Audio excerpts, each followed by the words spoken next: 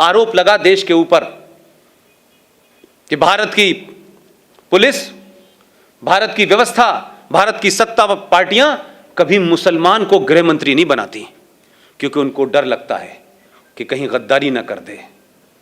हमने कहा कि शायद ऐसा होता होगा, शायद यही वजह है 1989 में वीपी सिंह की सरकार में भारत का पहला मुसलमान गृह मंत्री बना 8 दिसंबर 1989 को, 89 को।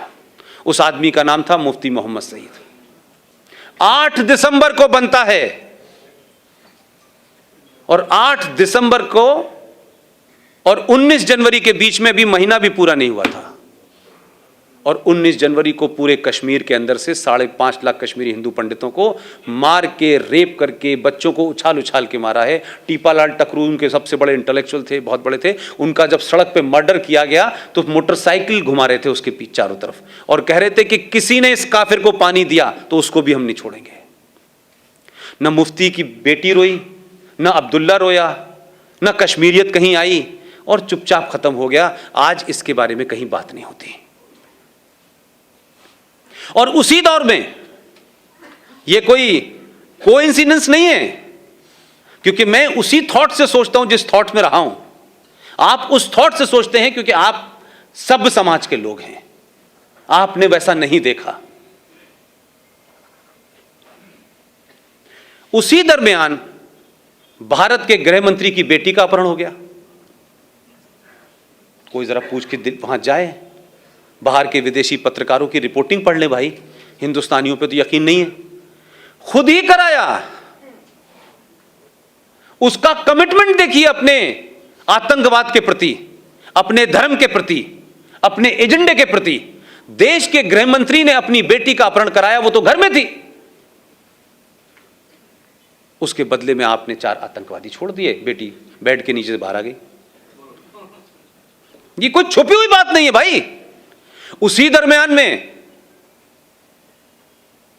एक साहब हैं, सेकुलर हैं, कांग्रेस पार्टी के राज्यसभा में लीडर ऑफ अपोजिशन है, उनका नाम है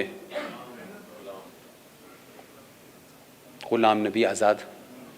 अब ये मुझे पता नहीं है कि वो इस्लाम से आज़ाद हैं कि नबी के ग़ुलाम हैं, या नबी के ग़ुलाम हैं कांग्रेस से आज़ाद हैं, ये मुझे पता नहीं। उनके घर में भी उनका एक भतीजा गायब हो गया, और इतनी तेजी से हो रहा था, लग रहा था कि खट खट काम करना है। और क्या डिवाइस निकाली उन्होंने कि उनका भतीजा गायब हुआ, 27 आतंकवादी छोड़ दिए, शाम को भतीजा घर आ गया। एक और साहब हैं जिन्होंने वोट वाजपेयी के दरमियान दिया था, नाम जानते हैं? सैफुद्दीन सोज साहब। उनकी भतीजी गायब हो गई। ये ऐसे लग रहा था कि सबका एजेंडा कितना खूबसूरत है। वो बात अलग थी कि वो वहां जब थे उनकी हैसियत दूसरी थी, वो दूसरी पार्टी में थे। उसके बदले में भी 7 लोगों को छोड़ दिया आपने। तो पहला इस देश के अंदर अगर हम ये कहें कि इंटरनेशनल टेररिज्म जो है वो भारत में कैसे पनपा, उसके लिए जिम्मेदार भारत का ये पहला मुसलमान गृह मंत्री है। एक घटना हो जाती है, मोदी के दौर में हुई, पूरी दुनिया में छा गई साहब, पूरी दुनिया के अंदर हंगामा हो गया। कोई वीजा रुकवाने चला गया, कोई धरना करने चला गया, कोई प्रदर्शन करने चला गया, लेकिन 5 लाख हिंदू अपने ही देश में शरणार्थी हैं। दिल्ली की सड़कों पे, दिल्ली हाट के सामने कोई पान की दुकान कर रहा है, कोई चूरन की दुकान कर रहा है, कहां कहां रह रहे हैं, कोई बंगलोर भाग गया, कोई कहीं भाग गया। लेकिन इस देश में कोई बड़ा जुलूस, कोई बड़ा प्रदर्शन, कभी संसद इसके लिए नहीं रही। इसलिए मैं जुडिशरी की भी तरफ आता हूं। अभी कुछ घटनाएं इस देश में हो गई कि किसी ने अखलाक को मार दिया, किसी ने, गोरक्षक ने किसी को मार दिया। ये मैं इसलिए कह रहा हूं कि ये घटनाएं हैं, इसको आप अपने गूगल पे जाके सर्च करें। चंद घटनाएं हुई और चंद गुंडे की, और भारत के प्रधानमंत्री ने खड़े होकर कहा कि जो लोग इस तरीके की हरकतें कर रहे हैं वो गुंडे हैं, उनको पकड़ा जाना चाहिए, उन पे केस चलना चाहिए। लेकिन चंद घटनाओं से ये लिंचिस्तान बन गया, चंद घटनाओं से, जिसका किसी समाज से, किसी धर्म से लेना देना नहीं था। तो यहां भी समझ में आता है, सुप्रीम कोर्ट की बैनर हेडलाइन खबर थी, बैनर हेडलाइन खबर थी, we will not accept this lynching, government should take immediate and drastic action. इसी हिंदुस्तान के अंदर 1984 में दिल्ली के अंदर लुटियन दिल्ली में, जहां राष्ट्रपति, प्रधानमंत्री, सारी सत्ताएं के सबका पावर है, वहां 3,500 सिखों को दौड़ा दौड़ा कर मारा, सड़कों पे मारा, गले में टायर डाल के मारा, बच्चों को उछाल उछाल के मारा, बॉक्स में जो लोग छुप गए थे उस बॉक्स में आग लगा के मारा। भाई साहब, सुप्रीम कोर्ट ने कभी नहीं कहा कि इस देश में अगर मॉब लिंचिंग पहली हुई थी तो वो तो ये थी, कभी नहीं बोली। 3.5 लाख और 5 लाख कश्मीरी हिंदू पंडितों के साथ किया, वो मॉब लिंचिंग नहीं थी। लेकिन सुप्रीम कोर्ट का पाखंड और ड्रामा देखिए कि सुप्रीम कोर्ट क्या कर रही है। सुप्रीम कोर्ट भारत की सेनाओं को डायरेक्शन दे रही है।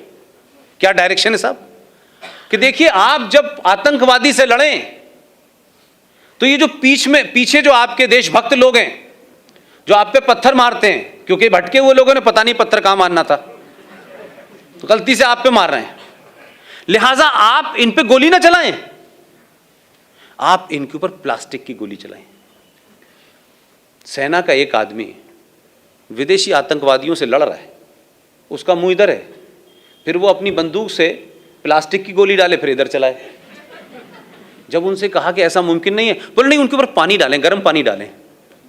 तो वो पहाड़ों में पहले टैंक लेके जाए अपने कंधे पे कि पहले मतलब मानसिक दिवालियापन है इस देश के अंदर यार।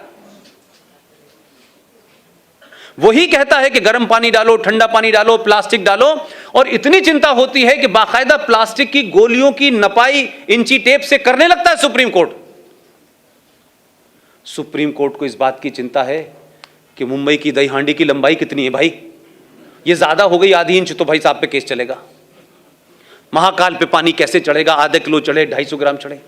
लेकिन इसी सुप्रीम कोर्ट ने दिल्ली से सटा हुआ एक 40 किलोमीटर की दूरी पर एक जगह है, एक आदमी, वो गलत था सही था यह विषय नहीं है,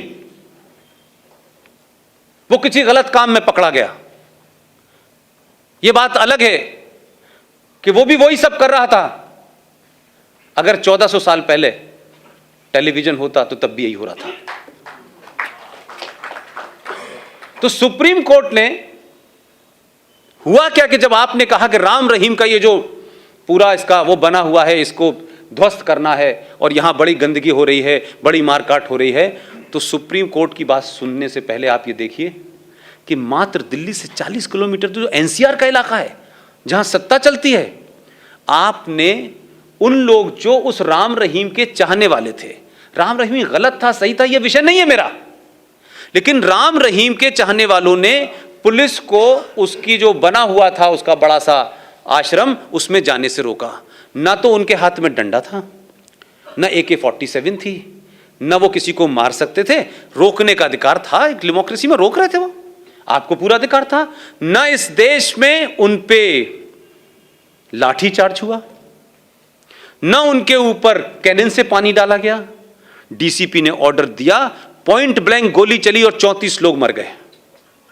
सुप्रीम कोर्ट ने नहीं कहा कि आपको गर्म पानी डालना चाहिए था, आपको पानी नहीं डाला आपने तो आपको केन चलानी चाहिए। सुप्रीम कोर्ट ने कहा ही नहीं कुछ।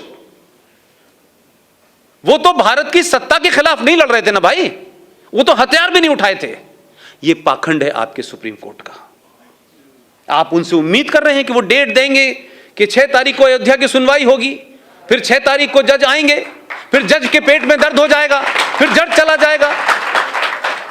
इसलिए सुप्रीम कोर्ट नहीं, दुनिया की हर ताकत आपको टेक इट फॉर ग्रांटेड लेगी, क्योंकि आप सामूहिक तौर पे के ऊपर अपना गुस्सा नहीं निकालते हैं, आप बोलते नहीं हैं। मैंने इसीलिए कहा कि इस देश की मुख्यमंत्री कह सकती है ये बात।